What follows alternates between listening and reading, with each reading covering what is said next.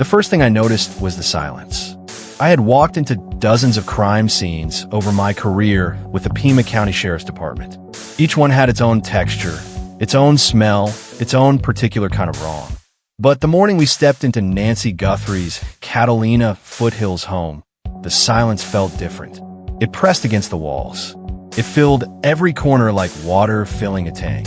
Morning light cut through the window and fell across a polished kitchen counter. A purse sat exactly where someone might place it when they intended to be back in 10 minutes. Medication bottles stood neatly beside a half-full glass of water. An Apple Watch rested on the bedside table, still and dark and untouched. We had been called at first light after family members couldn't reach her. A welfare check. Routine paperwork in any other context. But the moment my partner stepped onto the front porch and crouched down, I knew it wasn't routine anymore. There was blood on the concrete. Not a pool, just a smear.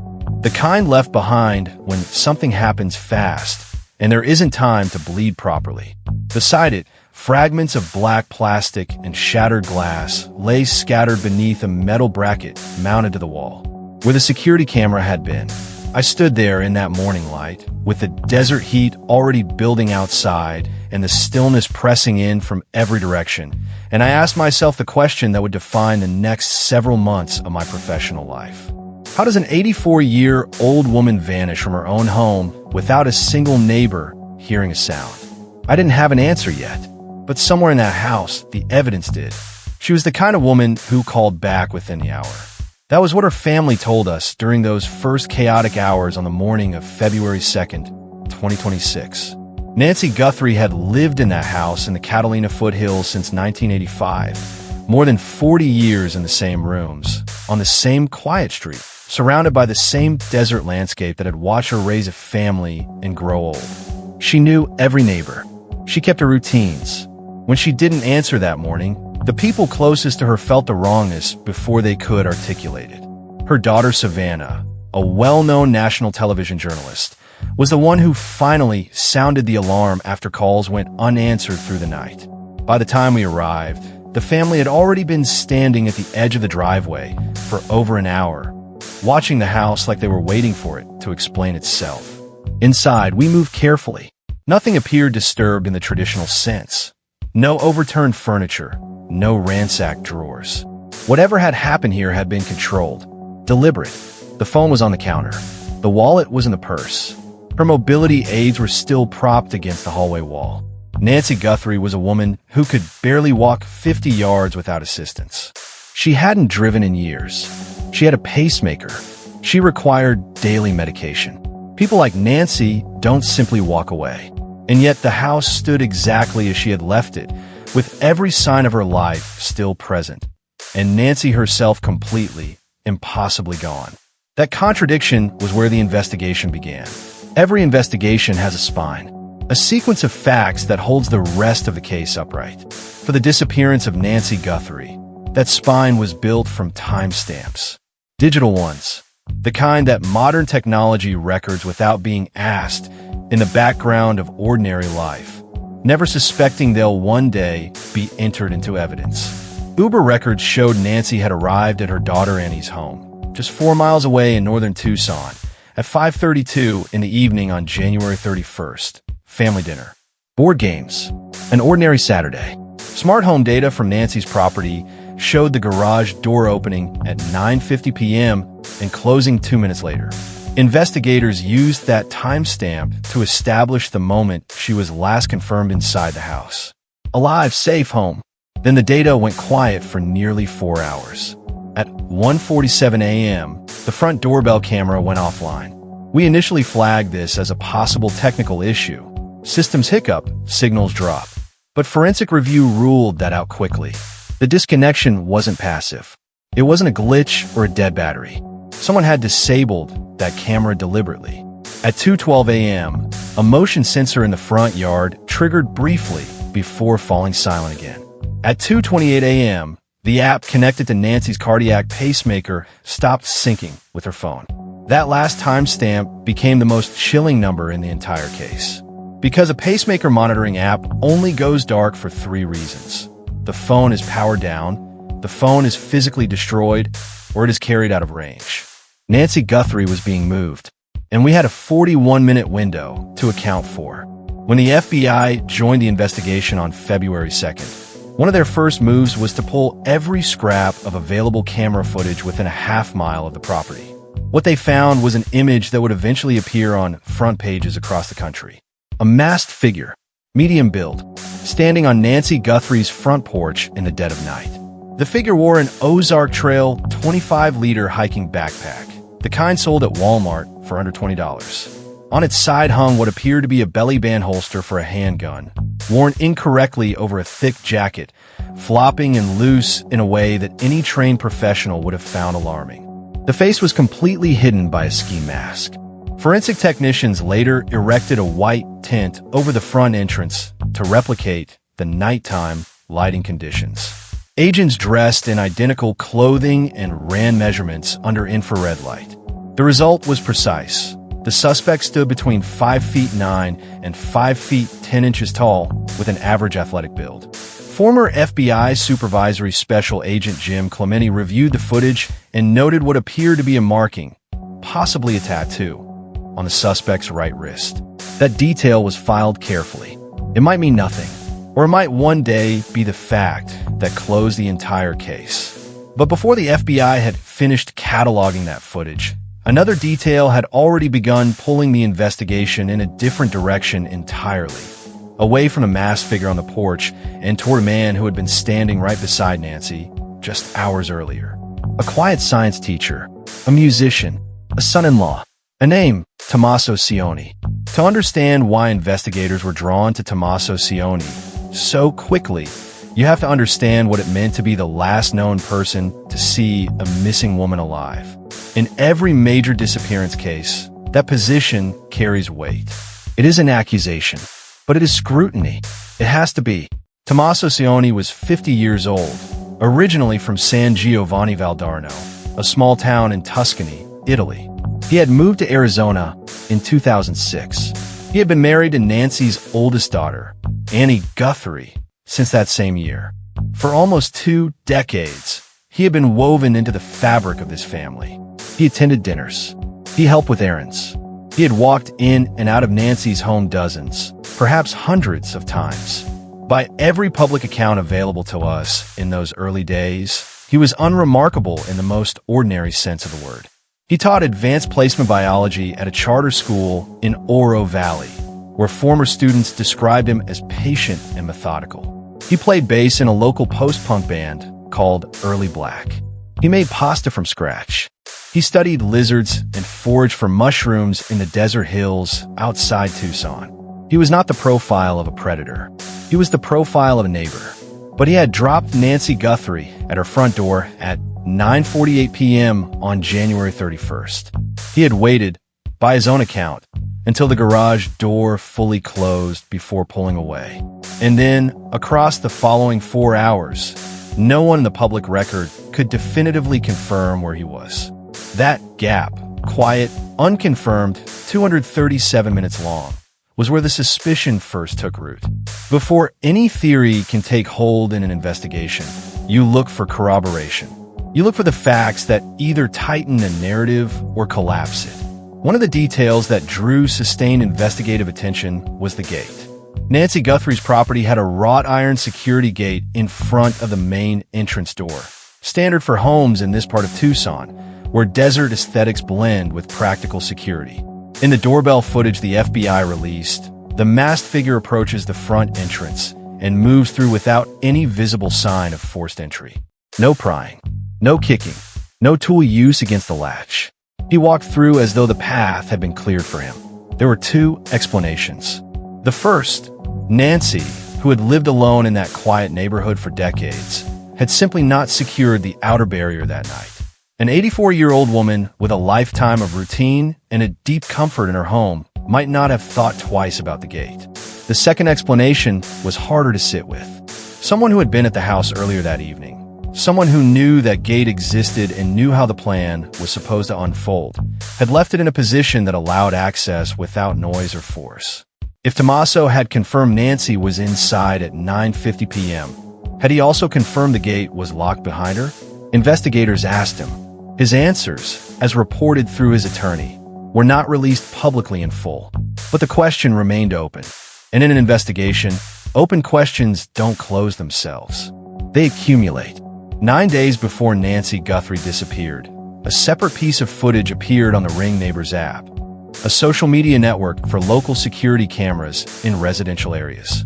A homeowner in the Catalina foothills had posted it. The clip showed a figure walking backward up a residential driveway in the middle of the night. Not stumbling, not confused, moving in deliberate, measured steps, chin tucked low, back flat toward the camera. The property was 6.5 miles from Nancy's home. To understand why this mattered, you have to understand how consumer security cameras work. They don't record continuously.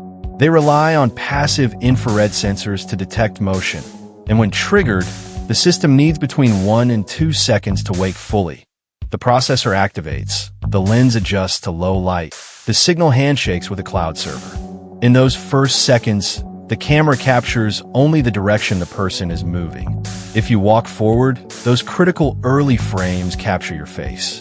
If you walk backward, they capture only the back of a hoodie. By the time the lens is fully functional and recording at proper clarity, a backward walking figure's face is already pointed away. Investigators concluded that whoever had been recorded on January 23rd understood exactly how that technology worked. They weren't confused. They weren't drunk. They were exploiting the system's blind spot with practiced, deliberate intention. This wasn't a prowler. This was a test. A dry run. 6.5 miles from the target. 9 days before the real event. And the backpack on the figure's shoulders was visually identical to the one worn on Nancy's porch. When a figure from the January 23rd footage fled after a dog barked in a neighboring yard, investigators noted something they found deeply significant. The person did not turn around, even in the moment of startle. Even when an unexpected sound triggered the most basic biological reflex to spin toward the source of a threat, the figure maintained its backward orientation. It nearly stumbled on the uneven driveway, but kept its face averted. It would rather fall than give the camera a single clear frame. That level of discipline suggested training. Not necessarily military or law enforcement training, but the discipline of someone who had studied and rehearsed. By the time the same figure appeared on Nancy Guthrie's porch 9 days later, something had shifted entirely. There was no backward walking, no paranoid edge. The suspect walked forward calmly to the front door. And then, in a gesture that made experienced investigators pause and rewatch the footage, the figure reached out and tapped the camera lens twice. Casual, rhythmic, like someone checking a microphone, like someone confirming a familiar object before moving past it. 9 days earlier, this person had been so afraid of being captured on camera that they had contorted their entire approach to avoid detection. 9 days later, they were touching the lens. What changed? The homeowner who posted the January 23rd footage on the Ring Neighbors app hadn't identified anyone. No police response had followed. No one showed up at any door. The suspect had learned something far more dangerous than any technique. They had learned they were invisible.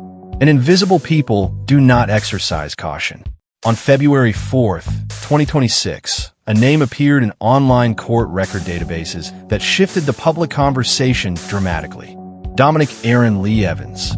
Evans was 47 years old. He lived in the Tucson area.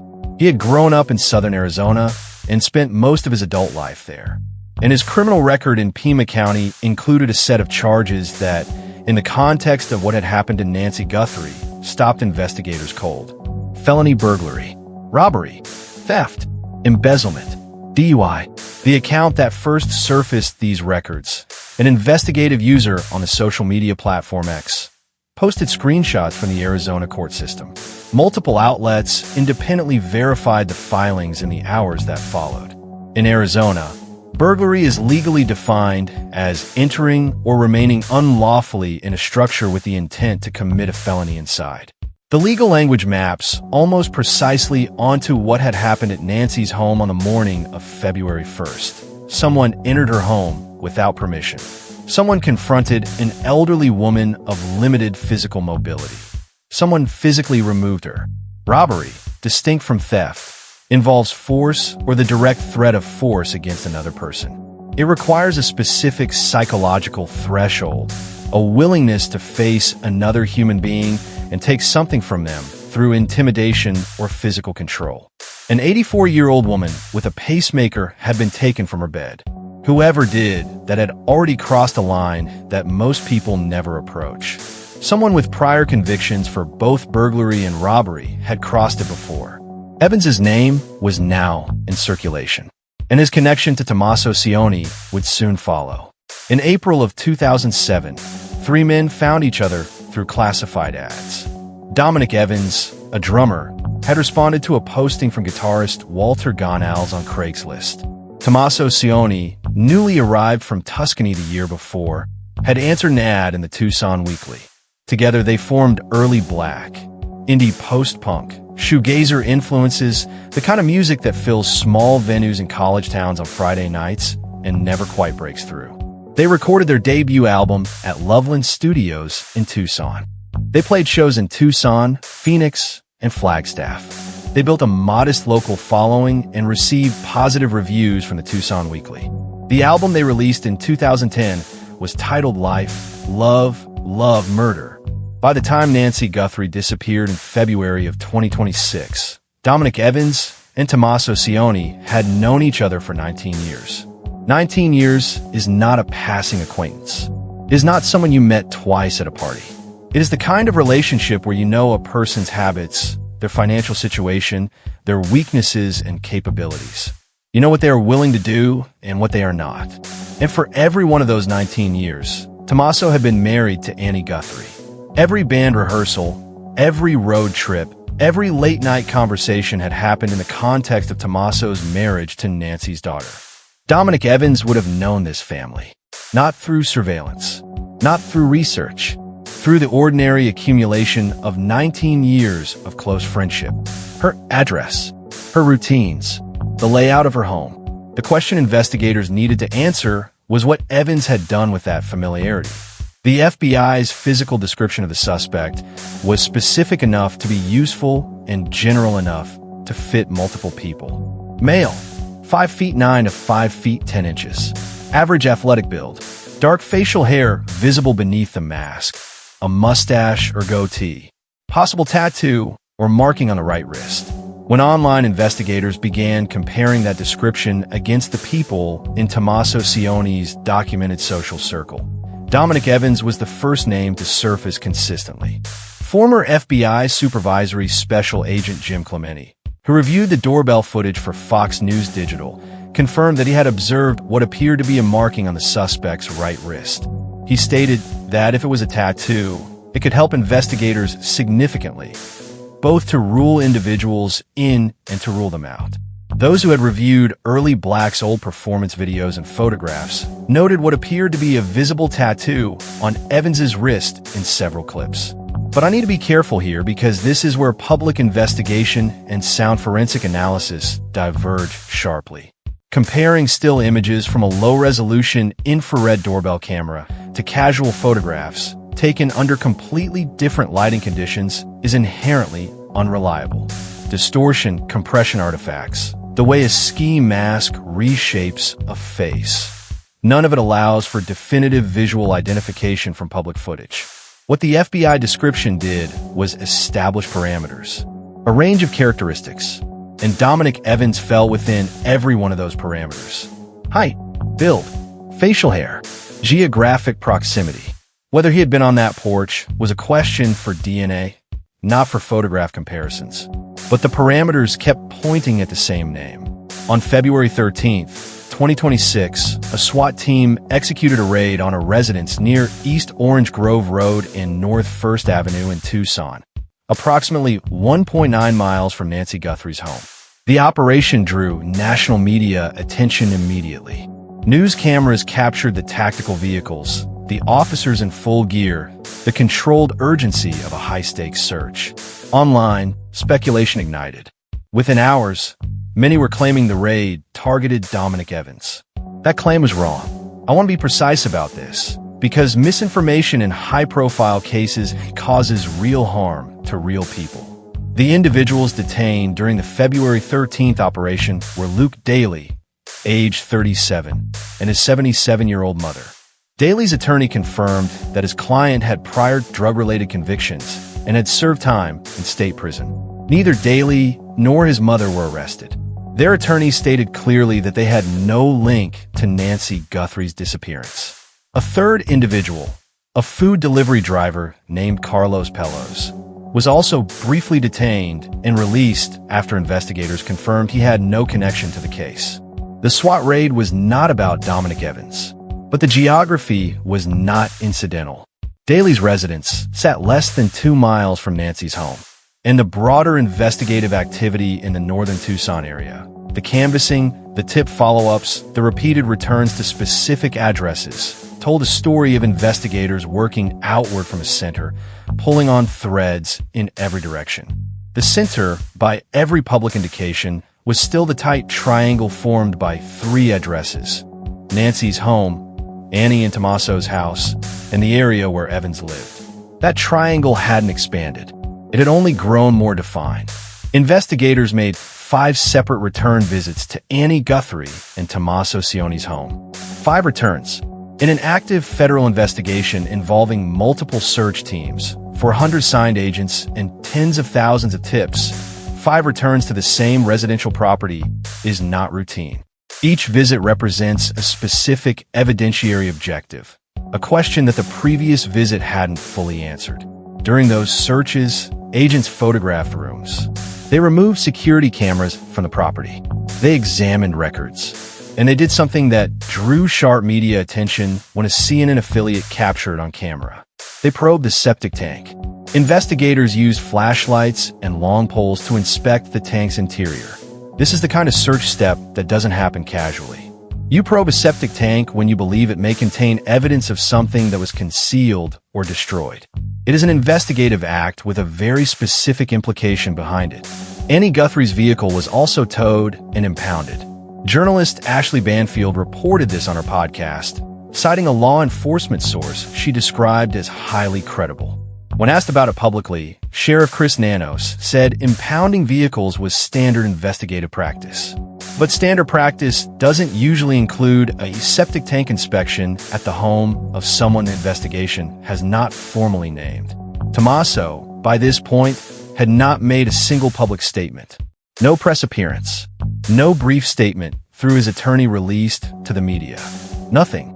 In a case that had consumed the national news cycle for 2 weeks, the silence of the man who had been the last to see Nancy alive was becoming its own data point.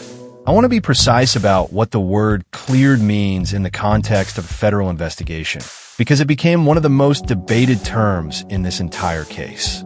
On February 16th, 2026, Pima County Sheriff Chris Nanos addressed the media directly. He stated that the Guthrie family, including their spouses, had been cleared. He said they had cooperated fully. They had surrendered phones, computers, vehicles, and homes to investigators without resistance. He urged the public and media to stop directing suspicion at the family and called them victims, plainly and simply. That statement was on record. Official, unambiguous in its language. But cleared in a press release and cleared in an active federal investigation are not the same thing. Cleared means the current available evidence does not support filing charges at this moment in time. It is a status, not a verdict.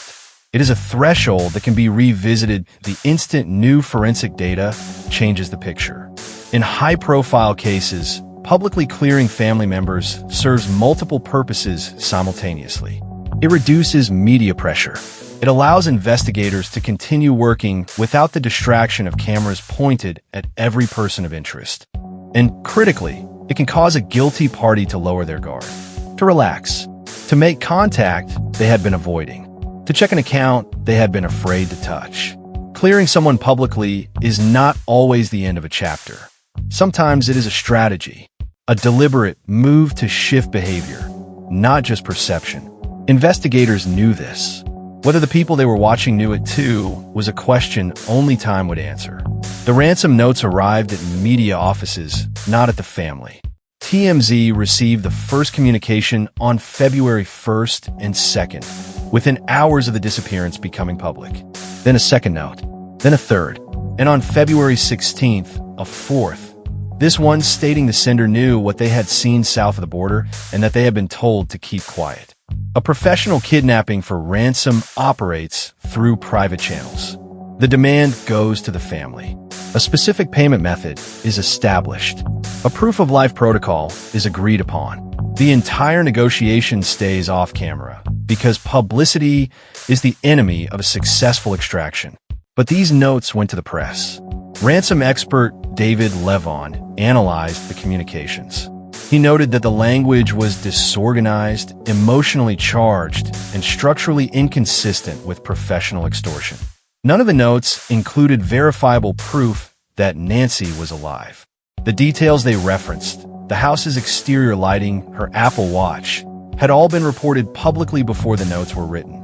Law enforcement suspected what the forensic language already suggested. These were opportunists. People exploiting a high-profile disappearance for attention, for notoriety, or for a chance at the growing reward. One man in California was eventually arrested for sending a fraudulent ransom demand. The Bitcoin wallet address included in the original TMZ communication received a small deposit from the FBI, a digital trap. Agents monitored it around the clock, waiting for any login, any activity, any signal that someone had accessed it. The wallet remained completely silent. Nobody touched it. Not once. The gloves were found 2 miles from the house. A pair of black nitrile gloves, discarded in a field beside the road in the general direction that anyone leaving Nancy's neighborhood in a hurry might logically travel. The FBI confirmed they appeared visually consistent with the gloves worn by the figure in the doorbell camera footage. We sent them to the lab immediately. The DNA results, when they came back, were not what the investigation had hoped for.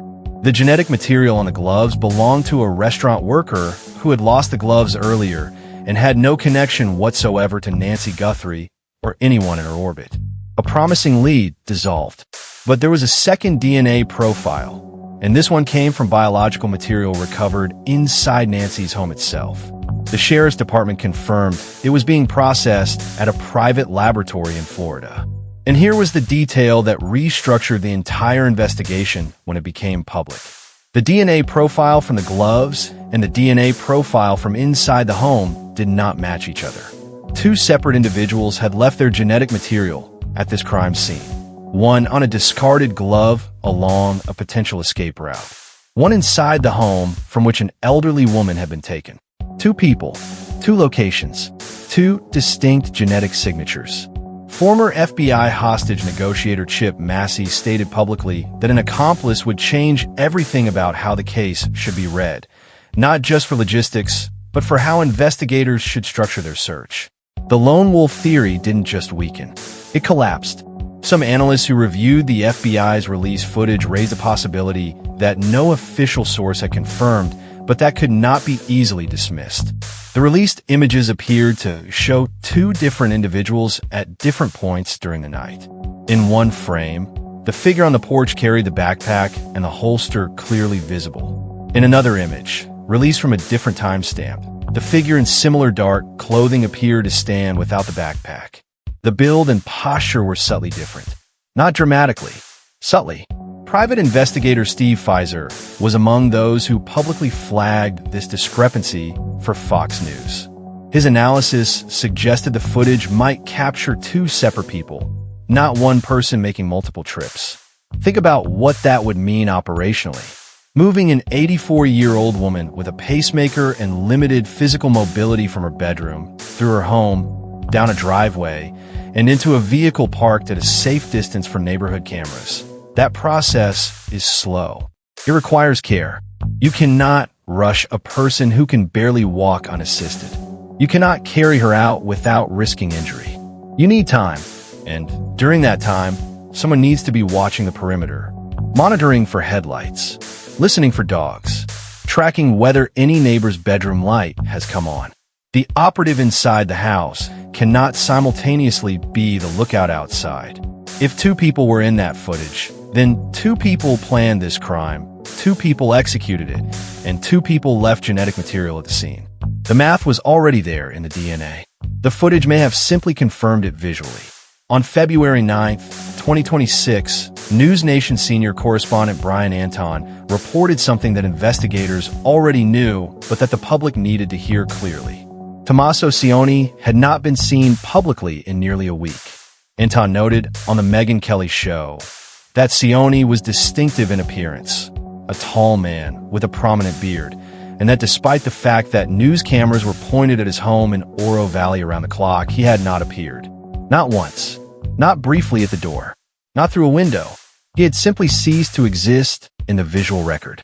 Behavioral analysts who study missing person and kidnapping cases have described a consistent pattern in how innocent family members behave when someone they love disappears. They are visible. They are frantic. They give interviews when given a chance. They appear beside other family members during public appeals. They hold signs. They cry in front of cameras. Nancy Guthrie had posted multiple emotional videos to social media, pleading for her mother's return. Cameron, another family member, had spoken directly to the kidnapper on camera. Annie had cooperated with every investigative request. Tommaso had produced nothing. Not one appearance. Not one statement. Not one image beside his wife during any of the family's public pleas. His attorney was the only voice that represented him publicly, and that voice confirmed only that he was cooperating with investigators. 38 days of unbroken silence in the highest-profile missing persons case in the country is not passive grief. It is a decision made every single morning, and decisions have reasons behind them. On February 25, 2026, Dominic Evans sat down with the New York Times. It was the only interview he would give, and in it, he said something simple and direct. He had met Nancy Guthrie exactly once, at an Easter gathering in 2011. He had been questioned by investigators for approximately 40 minutes in the first week of the investigation. After that, investigators had not contacted him again. His alibi for the night of January 31st and of February 1st was that he had been home with his wife and children. His wife corroborated this. Phone data, investigators told him, supported the account.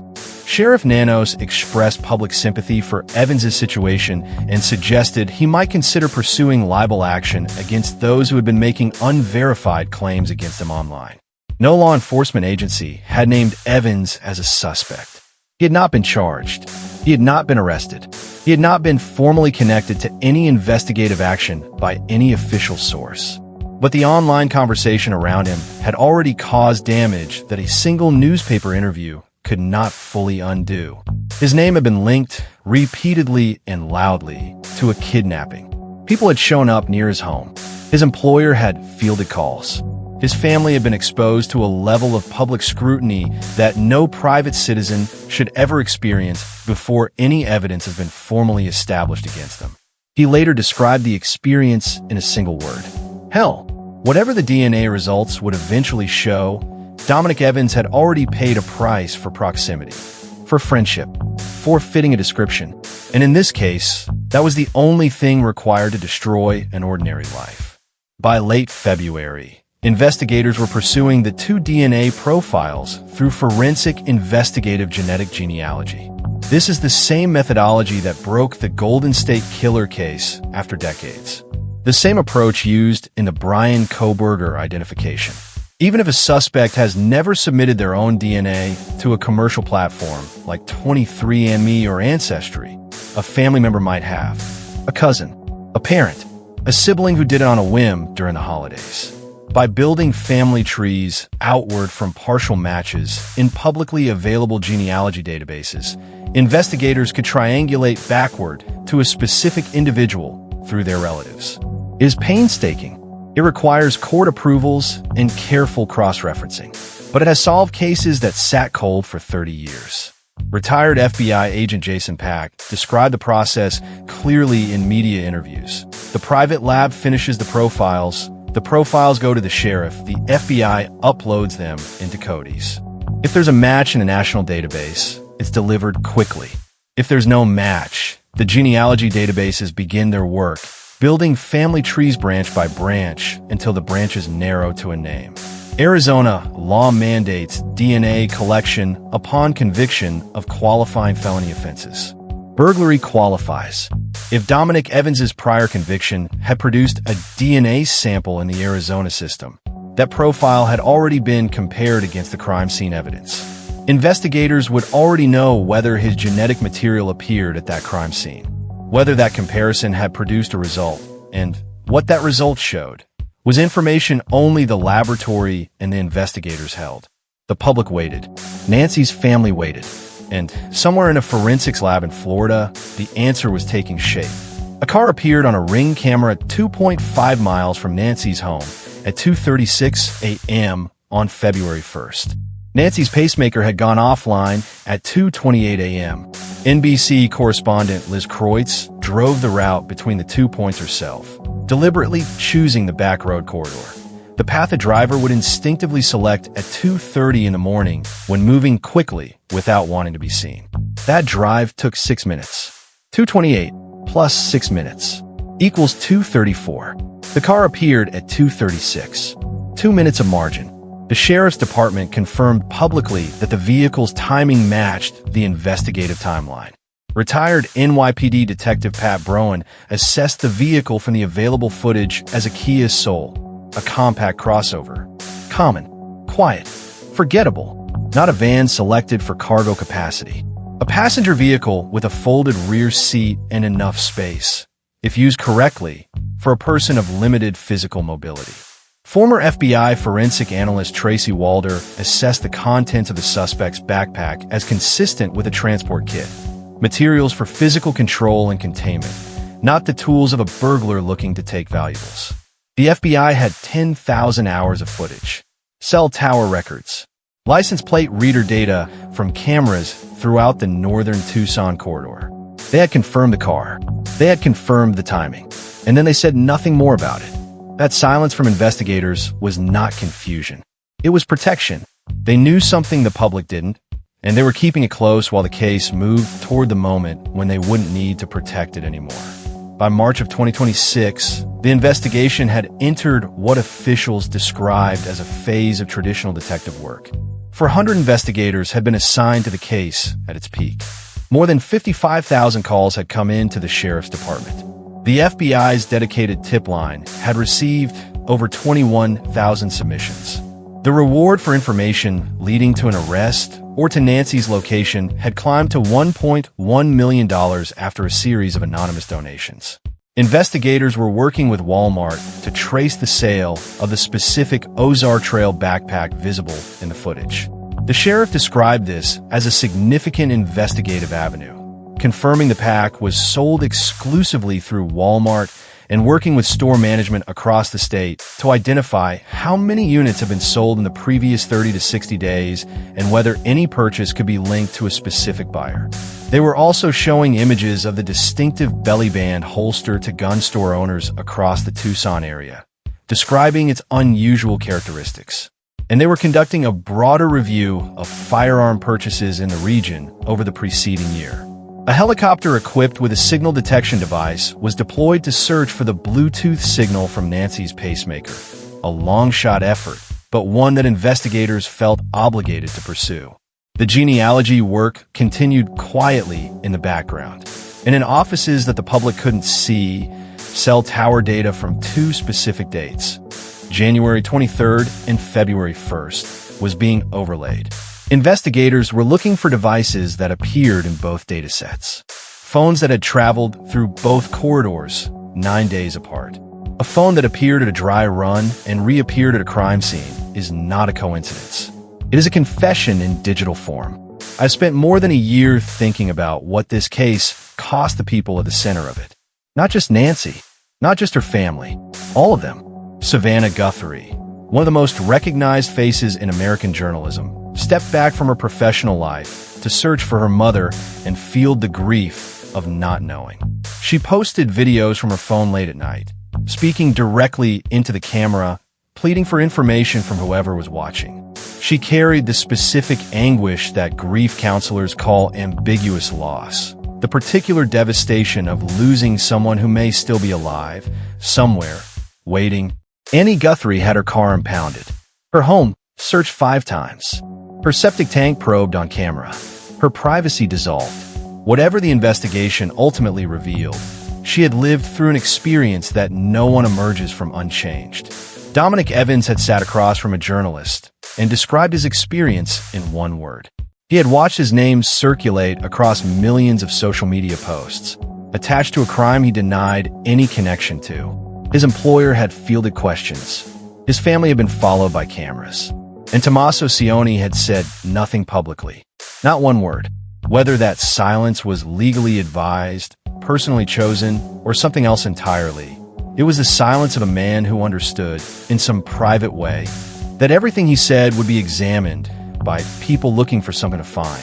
The internet had built a verdict before the laboratory had delivered its findings. And verdicts built from coincidence and proximity, rather than evidence, have a way of persisting long after the facts arrive to contradict them. That is one of the truest things I know about how these cases work. The DNA would not care about any of it. Not the theories, not the body language analysis, not the power of attorney document, not the album title, not the 20-year friendship, not the height discrepancy, not the septic tank, not the impounded vehicle, not the silence. DNA is the one element of a criminal investigation that operates entirely outside the reach of narrative. It doesn't respond to public opinion. It doesn't shift based on how convincingly someone presents themselves. It doesn't remember what the sheriff said at a press conference or what a journalist concluded from a side-by-side photograph. It simply is. 2 profiles existed. One extracted from biological material on a road 2 miles from Nancy's home. One recovered from inside the house where she had lived for 40 years. Forensic scientists in a private Florida laboratory were separating, sequencing, and comparing those profiles against every reference available to them. The genealogy tree was being built, branch by branch, from any family member anywhere who had ever shared their genetic data with a commercial platform.